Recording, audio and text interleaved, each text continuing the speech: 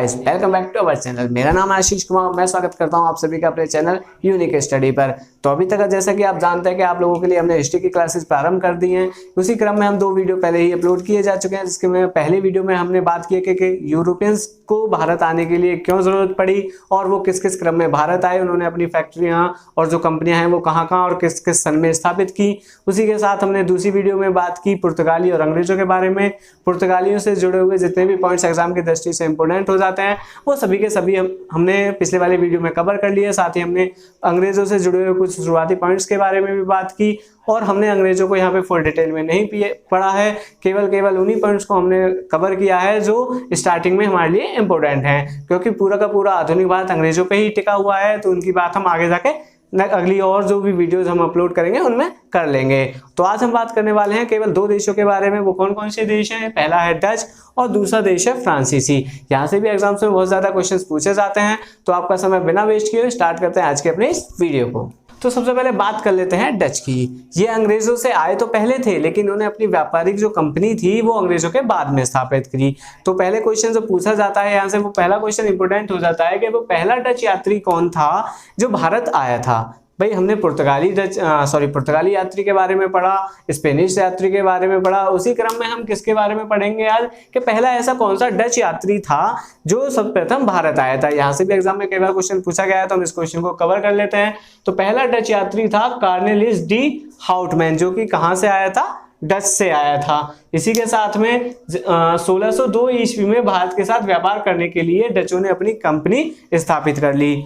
मैं ये बात पहले भी बता चुका हूं कि डचों ने अपनी व्यापारिक कंपनी कब स्थापित की, तो 1602 ईस्वी में उन्होंने अपनी कंपनी स्थापित कर ली थी, जिसे किस नाम से जाना गया?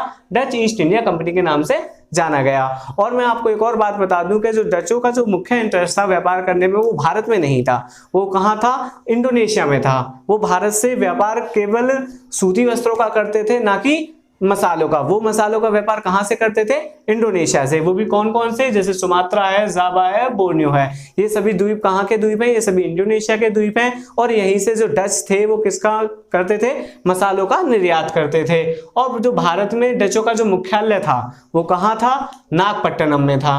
और डचों में, जैसा कि मैंने भी बताया, डचों ने भारत में मसालों के स्थान पर सूती वस्त्रों के निर्यात पर अधिक बल दिया था। यहाँ पर ये क्वेश्चन सबसे ज्यादा कंफ्यूज करता है, क्योंकि पेपर में क्वेश्चन इसी तरीके से पूछा जाता है कि डच भारत में किस चीज का व्यापार करते थे। तो वहां पे ऑप्शन मसालों का और सूती वस्त्रों का दोनों ही मिलते हैं, लेकिन हम लोगों को क्या याद होता है? हम लोगों को याद होता है कि जो मसालों का व्यापार करने के लिए यूरोपियंस आए थे, तो हम डायरेक्ट जो आंसर लगा देते हैं वो क्या लगा देते हैं? मसालों पर लगा देते हैं। लेकिन हमें डचों में ये बात नहीं करनी है। हमें डचों में ये बात याद रखना है कि भारत से जो वो व्यापार करते थे वो मसालों का व्यापार न करके किसका व्यापार करते थे?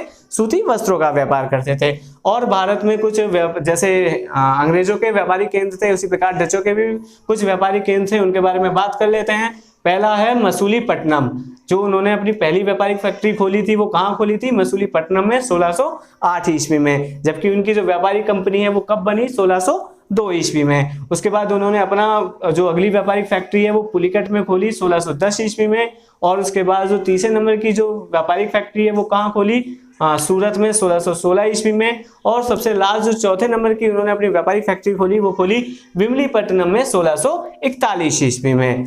तो बात कर लेते हैं बेदारा के युद्ध की। डचों के लिए जो युद्ध है वो बहुत ज्यादा इंपॉर्टेंट हो जाता है। वो क्यों हो जाता है? क्योंकि इसी युद्ध के बाद जब ये डचों और अंग्रेजों के बीच में जब ये बेदारा का युद्ध हुआ था, तो इसी युद्ध के बाद डचों की जो शक्तियां थी वो भारत में सीमित हो गई थी। अब ऐसा क्यों हुआ?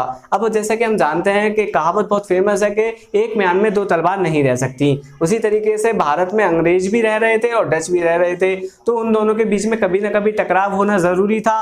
तो उनका टकराव कब होता है वो हम जिसके बारे में हम डिटेल में बात करेंगे मराठा साम्राज्य में। बस आपको फिलहाल मैं इतना बता देता हूं कि जब मराठा साम्राज्य 2 गुटों में बंट जाता है, तो उसमें एक गुट की मदद कौन करते हैं? एक गुट की मदद डच करते हैं, जबकि दूसरे गुट की मदद कौन करते हैं? अंग्रेज करते हैं।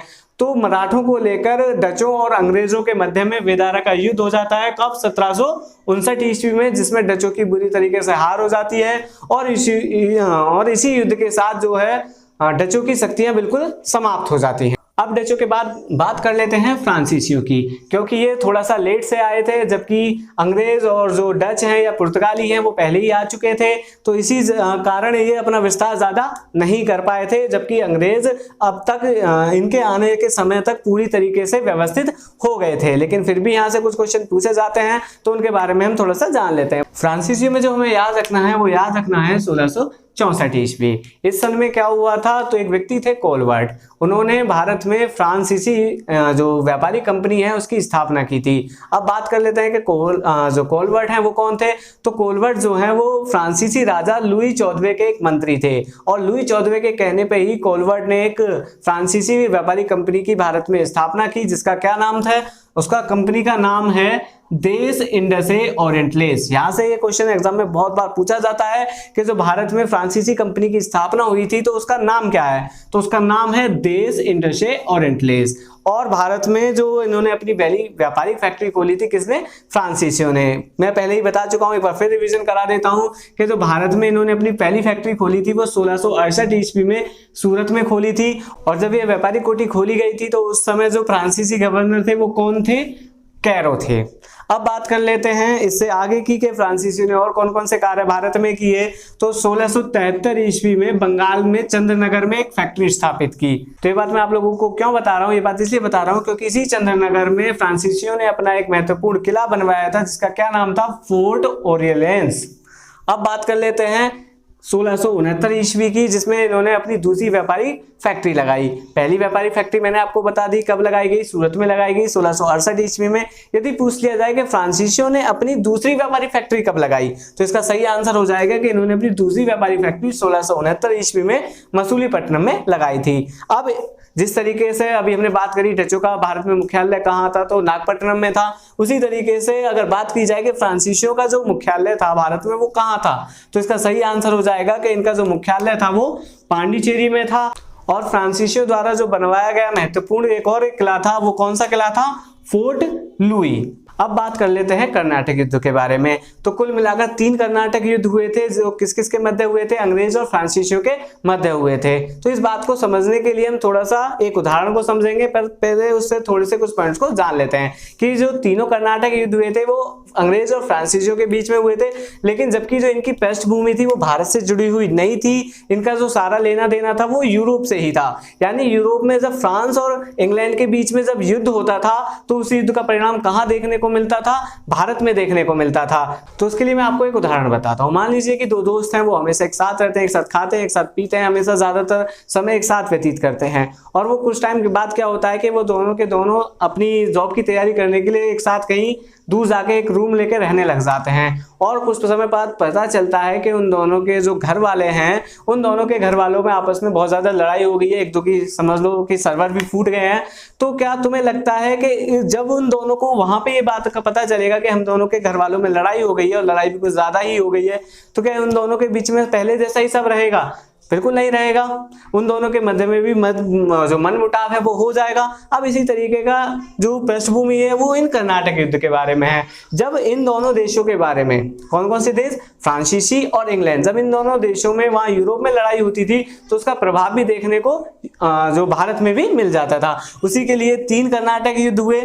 जब बात कर लेते हैं प्रथम कर्नाटक युद्ध की, जब प्रथम कर्नाटक युद्ध कब से कब तक हुआ, 1746 से लेकर 1748 ईस्वी तक, और इसे सेंट टोमे की लड़ाई के नाम से भी जाना जाता है।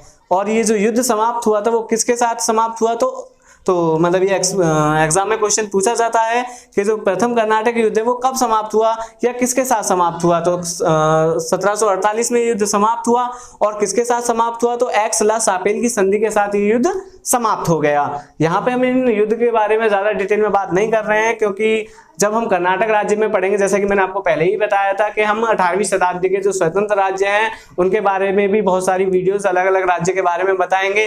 तो जब हम कर्नाटक के लिए वीडियो बनाएंगे तो वहां इन तीनों कर्नाटक युद्धों के बारे में हम पूरी डिटेल में बात कर लेंगे। तो बात करते हैं द्वितीय कर्नाटक युद्ध की। तो द्वितीय कर्नाटक युद्ध कब से कब तक हुआ, 1749 ईस्वी से लेकर 1753 ईस्वी तक। बात कर लेते हैं तीसरे कर्नाटक युद्ध की, जो कब से कब तक हुआ? 1756 से लेकर 1763 ईस्वी तक। इसे सप्तवर्षीय युद्ध के नाम से भी जाना जाता है और ये युद्ध जिस तरीके से पहला युद्ध एक्सला-सापेल की संधि के साथ समाप्त हुआ और इसी तरीके से तीसरा जो कर्नाटक युद्ध है वो पेरिस की संधि के साथ समाप्त हुआ। और एक और बात जो हमारे लिए जानना जरूरी है, इनमें से केवल प्रथम और तृतीय कर्नाटक युद्ध ही ऐसे हैं जो जिनकी पृष्ठभूमि यूरोप से जुड़ी हुई है। बाकी के जो ये द्वितीय कर्नाटक युद्ध है इसकी पृष्ठभूमि भारत से ही जुड़ी हुई है। जब हम इसे डिटेल में बात कर लेंगे तो इसको पूरी तरीके से हम जान लेंगे। अब फ्रांसीसियों से जुड़े हुए केवल 2-3 पॉइंट्स हैं जो इंपॉर्टेंट हो जाते हैं, उनके बारे में भी बात कर लेते हैं। तो फ्रांसीसियों ने सन 1673 ईस्वी में पांडिचेरी की नींव रखी, अर्थात अगर पूछा जाए कि पांडिचेरी की स्थापना किसने की तो फ्रांसीसियों के द्वारा पांडिचेरी की स्थापना की गई। अगर पूछा जाए कब की गई तो 1673 ईस्वी में पांडिचेरी की फ्रांसीसियों द्वारा स्थापना की गई। और उसी के साथ में पूछा जाता है डुप्ले के बारे में, जो कि एक फेमस फ्रांसीसी गवर्नर था। तो वह पूछा जाता है कि वो गवर्नर बनकर भारत कब आया, तो वह 1731 ईस्वी में गवर्नर बनकर भारत आया। तो आज हमने बात करी फ्रांसीसियों की और डचों की। अब अगली वीडियो में हम बात करेंगे मुगल साम्राज्य के पतन के बारे में। तो यदि आपने अभी तक हमारे चैनल को सब्सक्राइब नहीं किया है तो हमारे चैनल को सब्सक्राइब कर लीजिए तथा उसके साथ लगे बेल आइकन को प्रेस करके उसे ऑल पर सेट कर लीजिए, ताकि आने वाले फ्यूचर में इस श्रृंखला से संबंधित जितने भी वीडियोस अपलोड किए जाएं उन सभी के नोटिफिकेशन आपको जल्दी से जल्दी प्राप्त हो जाए।